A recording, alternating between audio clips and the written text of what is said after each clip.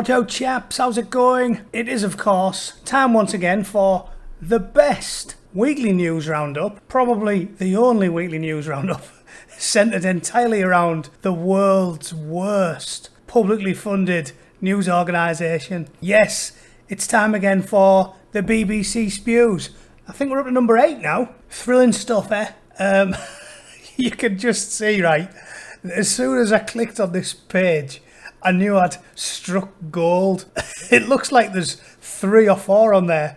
I could probably just spend the whole morning on. But just look at the photo there, right?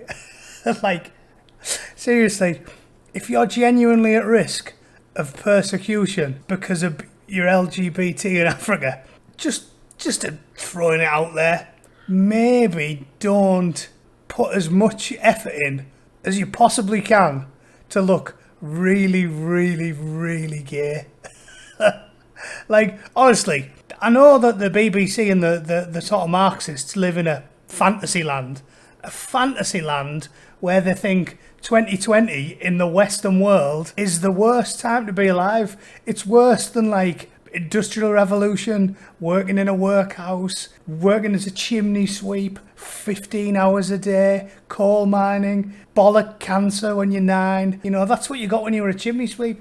All the kids used to get cancer. It was fucking shocking. Or black lung. But they want to believe now, because everyone's a special snowflake, that, no, actually, they're not privileged at all. No, definitely not. Definitely not privileged. They have it harder than you had it.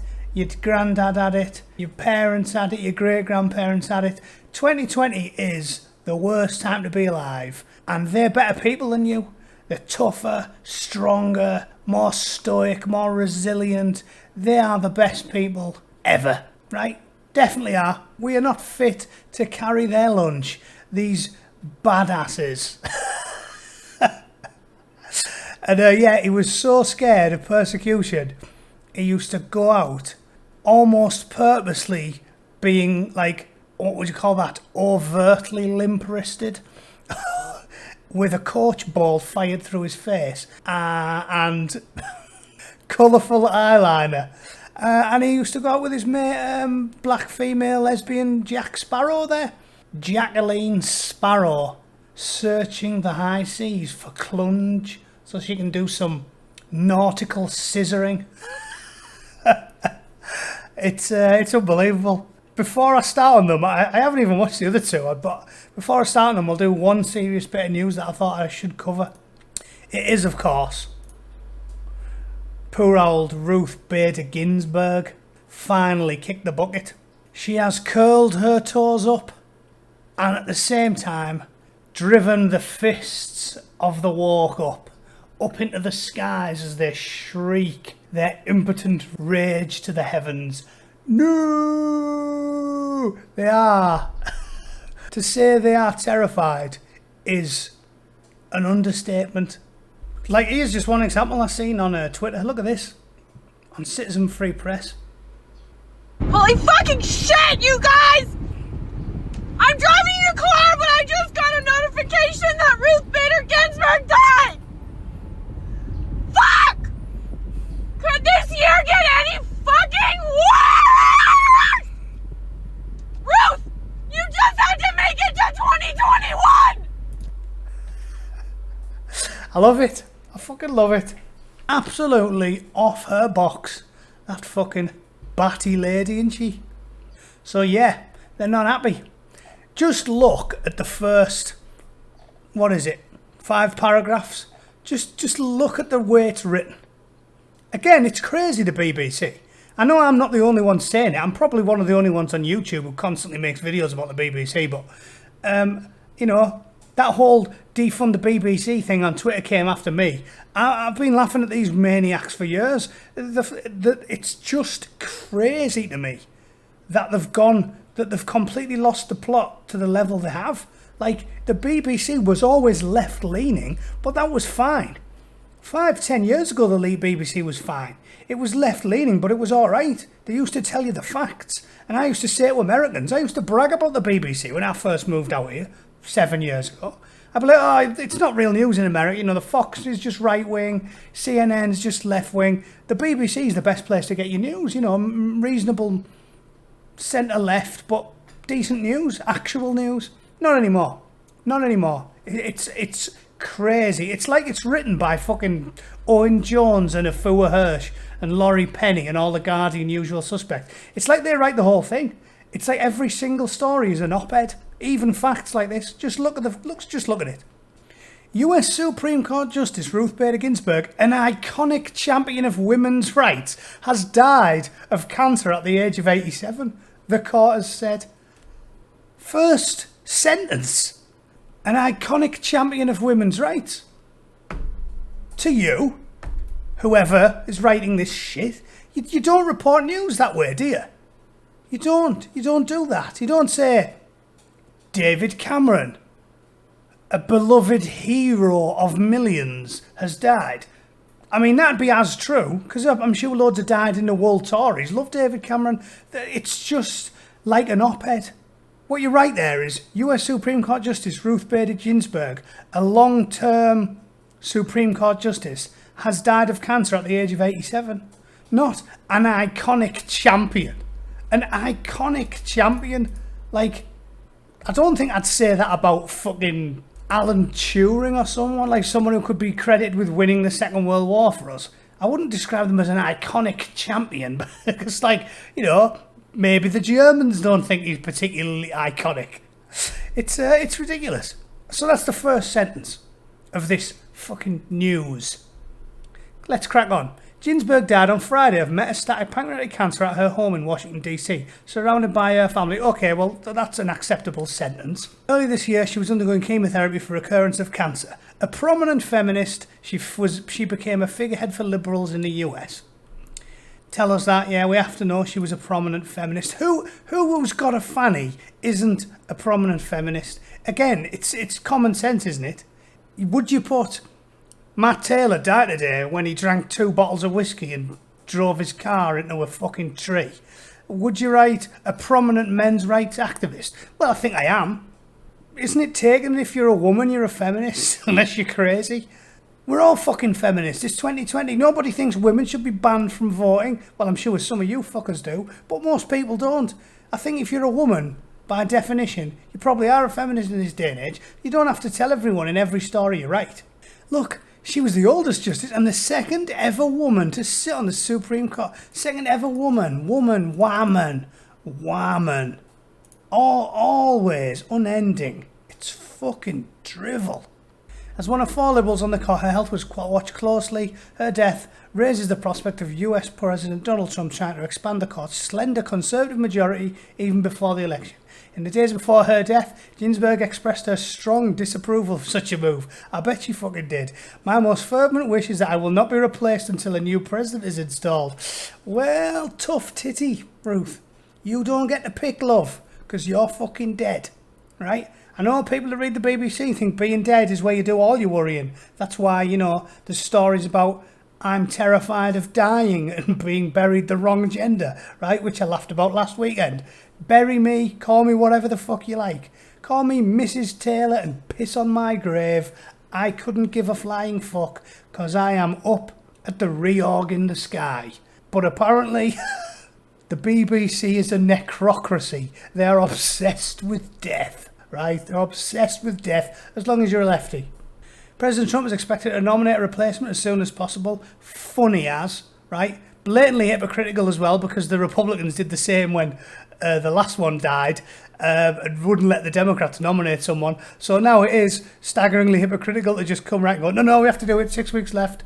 But, you know, at this point, don't care because it trolls the lefties. So yeah, I'll piss myself laughing.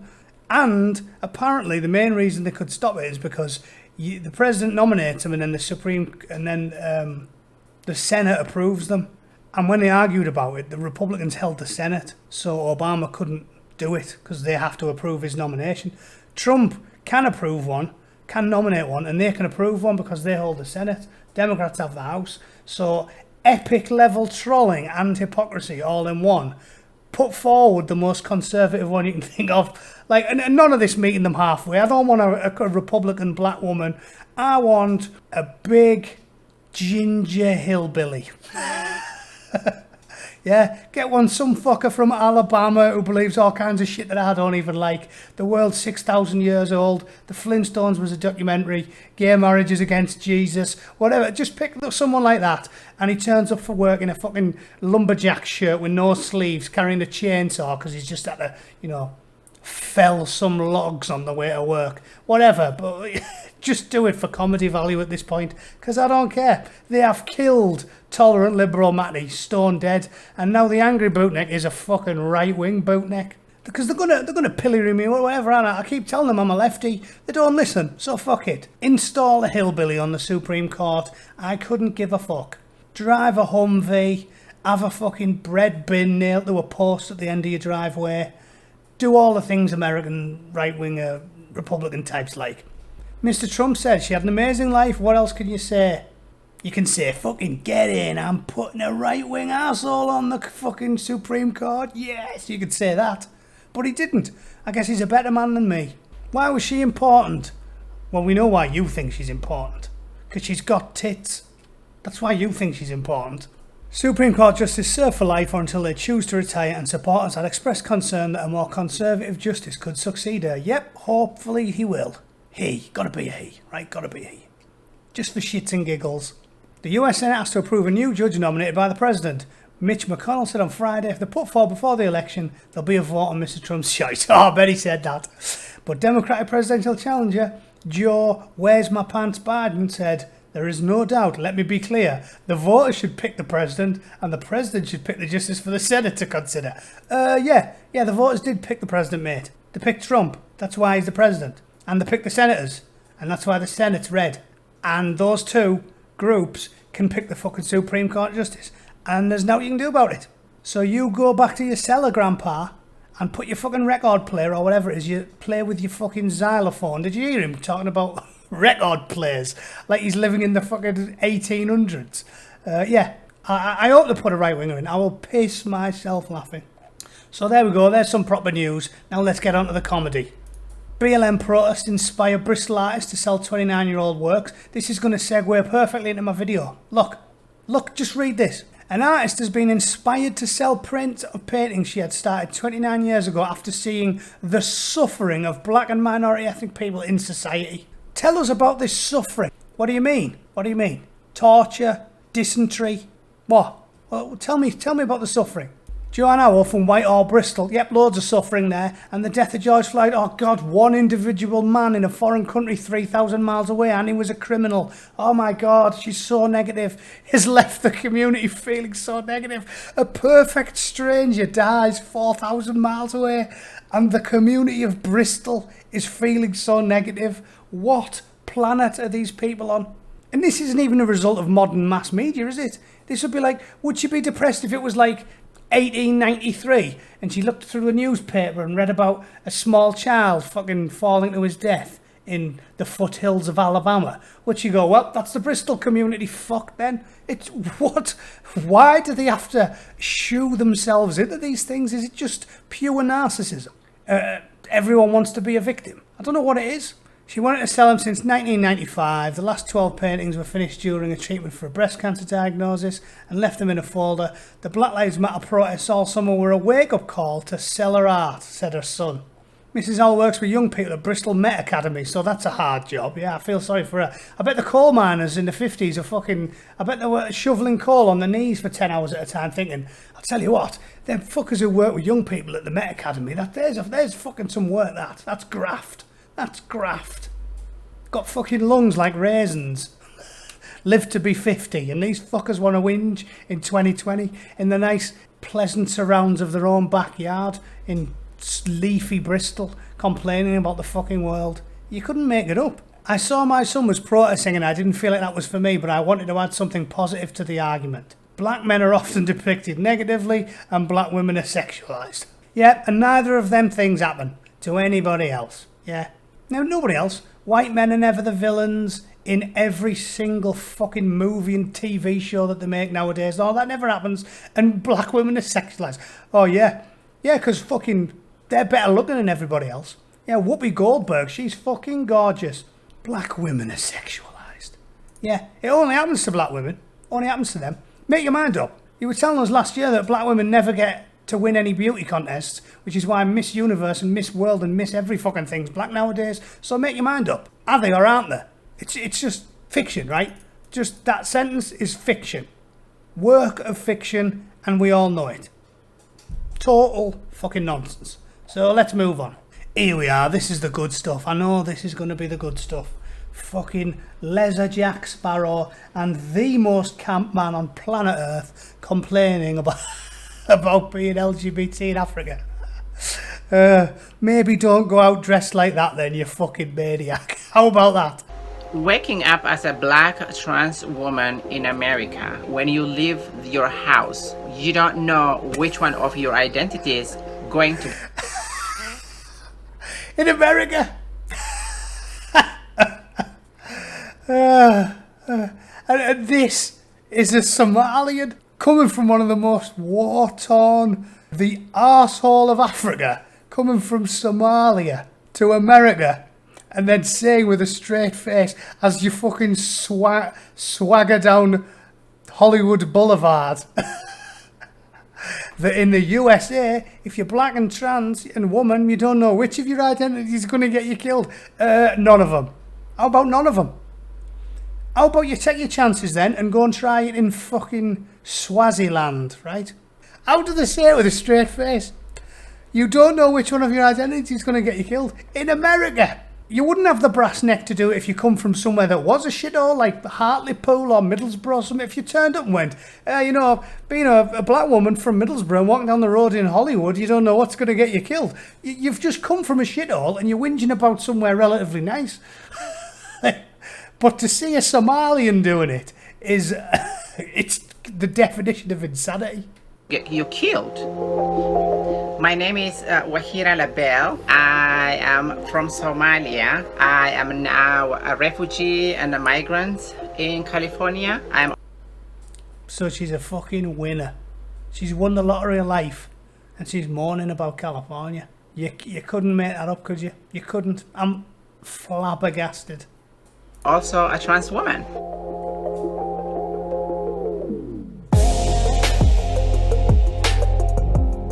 The fact that I'm black and refugee from Africa is a challenge, and also it's something that is not welcome. So this really is a video of people fleeing a collection of the world's most dangerous shitholes. Like the world's worst places with the lowest life expectancy, median income, worst healthcare, most tyrannical regimes ever. Chancers coming over to the West, sliming the way in by saying, oh, well, I'm gay, so you have to let me in. If you've sucked a few cocks, you can live wherever you want on planet Earth. Fuck the rules. That's the way it works. And then whinging about it, saying, oh, I left Somalia for this Western shithole. They have got the neck of 1,000 giraffes. When they constructed their system, they didn't have a body like me in mind. Hi, my name is Faris Kuchi Gazahe. I am originally from Ethiopia and living in Vienna, Austria at the moment. Lucky bastard. Lucky bastard. And they're feeding and clothing you and all you want to do is whinge about the system. Unbelievable. I identify as femme, non-binary, queer person.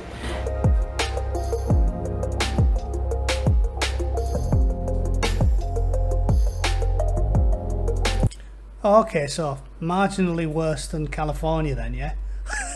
Yeah? The one you're whinging about?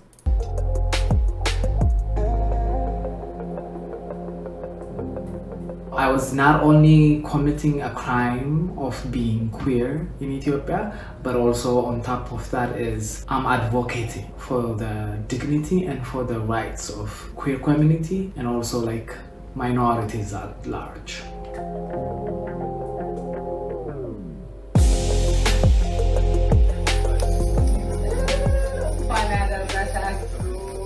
The government declared a state of emergency. if you're in a house in Vienna, one of the nicest places on fucking planet Earth, and you've got central heating evidenced by the radiator, why are you cooking in a fucking a portable stove? Like, has he got a fire pit in the front garden? He's going to roast a goat? Like, what's the thinking there then? He shut down internet. Police came and announced really arrest and took us to the police station. On top of that, when the people or the neighborhood see that the police was also actively attacking us, they joined that, and we constantly got a lot of attack and threats, and it's become all of a sudden very imminent for us. They all talk about how dangerous it is, but they all seem to make it quite easily over to the west, don't they? And it's not like, if it was really, really dangerous, I don't think you'd be going out dressed like that. If they weren't swinging us a line, I don't think you'd be going out dressed like that. If I was living in a country where they used to just kill you for being gay, I don't think I'd paint red eyebrows on. As a very feminine child, I didn't fit anywhere. My femininity exposed me to all kind of violence. People would always make fun of the way I sit because I cross my legs when I sit. I remember kids tied me to a tree one time and they beat me. Fucking effeminate. It looks like Jeff Capes with a wig on. I'll tell you what, I wouldn't want to get a punch in the face off that effeminate fucker.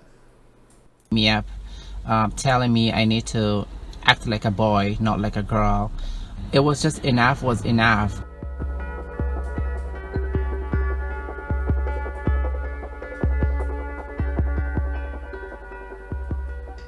And I remember being in attacks. When they get filled in, obviously that's not good, but seriously, it's just any excuse now, isn't it? It's like, I've made videos about this in the past, but it seems like a really simplistic way to circumvent the immigration process now. Like, if you can just say, oh, I'm gay, they go, okay, live where you want. Again, is this sustainable? Because I'm pretty sure if I was living in Somalia and all I had to do to get into England was say, oh, well, I sucked a few blocks off, I think I'd be down with that. It's a very low effort, instant visa, isn't it? Unless we physically start making them bring the boyfriend in it and then chew him off in front of like a panel of immigration officials, I don't see how we can stop unlimited numbers of migrants moving wherever they want. I don't see how it's possible. We're not going to like force the lesbians to do scissoring in front of a panel of civil servants, are we? So how do you check it? If you tip up from anywhere in the fucking third world to a Western country and go, oh yeah, I'm a raving homo, what do they do? They're not going to go prove it, because that would be against the human rights. So it's literally just, bam, you're in. There's your passport stamped. You do what you like, and we'll pay for your house and feed you. Doesn't seem sustainable to me. But then I can do basic mathematics, you know. Surface area of Europe multiplied by surface area of the entire of Africa, the Middle East and Asia. Think that's a sustainable system? Turn up, say you're gay, get a house? I don't think so. See, I'm really like crying hysterically and saying, that's it, I can't be here anymore. Yeah, you really did really want to stay there, didn't you? You definitely weren't planning all along to get into Austria. No. You were like, I really, really, really want to stay in the third world because I fucking love it. Of course you did. I guarantee, I'd put money that he's straight. I bet as soon as the camera comes on, he washes all that shit off, glues a pair of fake eyebrows back on, and he's off to the titty bar with the boys. Longer. I was hit in multiple places. I cracked a bone here. And I all hearsay. He looks in good shape to me. Let's check out how Wahira's getting on in California. 10 years. And works for the government. Winning. I miss home every day, every day because I'm an African girl, but it's only gonna be in my heart because I wouldn't feel safe. Lying bastard. Cushy government job. Living like that. Oh yeah, really, you definitely want to go back to Africa. Of course you fucking do. To go back home. The struggles we had in Africa is different from the struggles we have here in America as a trans person, right? In Africa, our transiness and gender identities and sexuality is completely not even recognized, right? It's not even there. The freedom I have today in America as a trans woman at least I can be authentically myself here in America because of my femininity. Kind of contradicting herself there then, isn't she, from what she was saying earlier? Like, I don't understand it. Maybe she meant Africa and she said America by accident. Who knows? I'm assuming English isn't her first fucking language, or if it is, she's even worse at it than me, and I'm from fucking northeast. The advice I will give to the young version of myself, you know, that little girl. I've got it. Go to America. So, first chance you get, fuck off to America. Done. The Western world's got has a moral duty to allow the entire third world into it, even though it's a lifeboat that is in danger of sinking. So I want to know if you can simply turn around and rock up wherever you want and say, oh yeah, well, it's because I'm gay, me. Let us in. We have to let you. So how long is it going to be before all the people who were persecuting him start rocking up and going, oh yeah, I'm a raving homo, me, let me in? And we're going to go, of course you can, you know, I'll stay, boys. Then he's going to bump into the same blokes in fucking Morrison's who kicked the shite out of him in Ethiopia. This is why I need a procedure. You see, women who got trafficked by ISIS bumping into them now.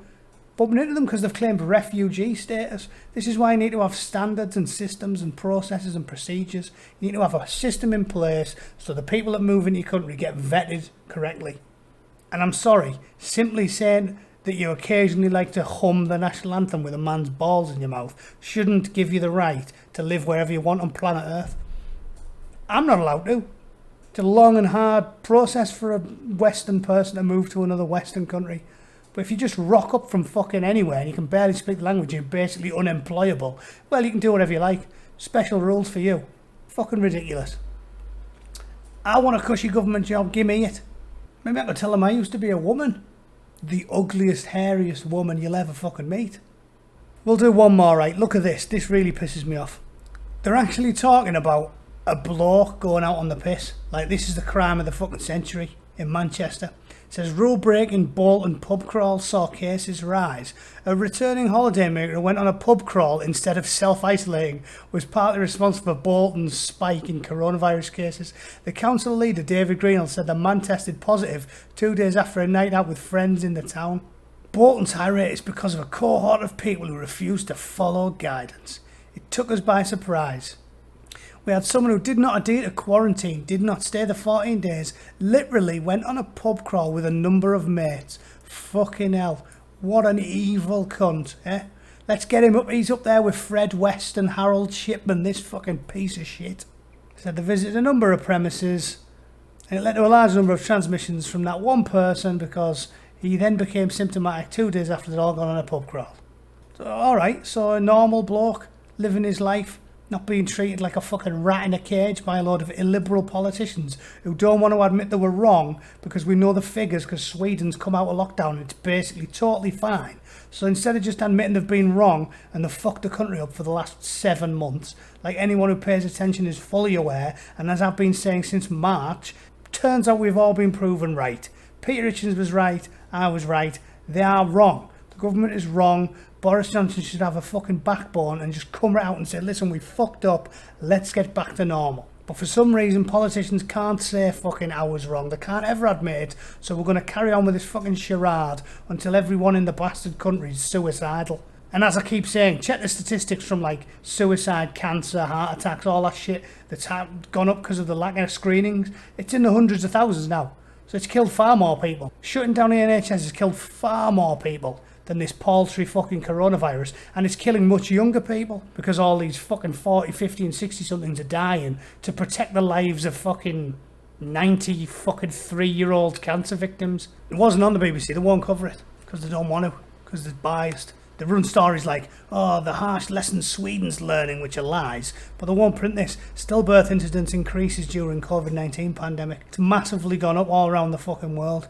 St George University of London said compared 2 periods, October 1st, 2019 to January 31st, 2020 as pre-COVID period, and then September 1st to June 14th, 2020 as the pandemic period. Incidence of stillbirth in that period was significantly higher than in the pre-pandemic period. 16 per 1,000 births instead of 6 per 1,000 births. So we literally are killing babies to protect the old, the infirm, and the properly fucked anyway. Is there anything more immoral than that, ladies and gentlemen. Killing babies to save the soon-to-be dead anyway. Makes no fucking sense to me. That's it for this week. Hope everyone's doing alright, locked up. It is getting beyond a joke now. It merely annoyed me 6 months ago, but now it's starting to piss me off. I think I could get behind a mass murder event like a pub crawl with me mates. Anyway, thanks for watching. I'll see you guys again soon. Cheers.